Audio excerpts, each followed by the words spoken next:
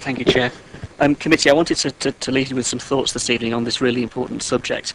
And it also is interesting that it flows on from your previous debate around D-side, and I think the issues overlap quite importantly. There are some very serious concerns, I think, at the moment with the standard of care, the level of care, and the way that people are being passported between agencies and different services. And in that sense, the cuts to social care are a concern, very serious concern. £25 million being cut from the budget, 400 jobs lost, 60 of them are residential carers and daycare centre staff that have been lost, and a further £80 million that is projected to be cut from the budget between now and 2015. All of that creates an environment that is very difficult to deliver the kinds of services that we're talking about here.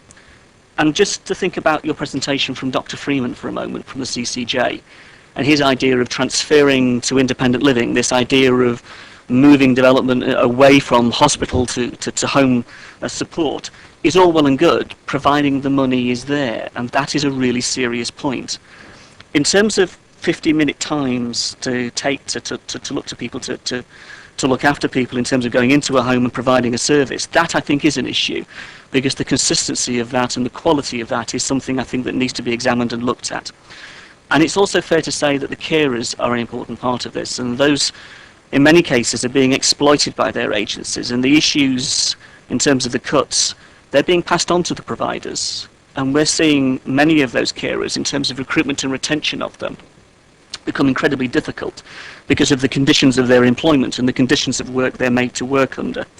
And when we look to the future of residential care, a couple of points I'd like to make on that quickly relate to residential care and the concern reflected in D-side.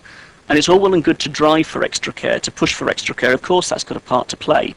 But that doesn't mean, when we're facing such a dramatic increase in the size of our population with dementia in Basingstoke and the size of the growth of the elderly population in Basingstoke over 65, that we don't need residential care.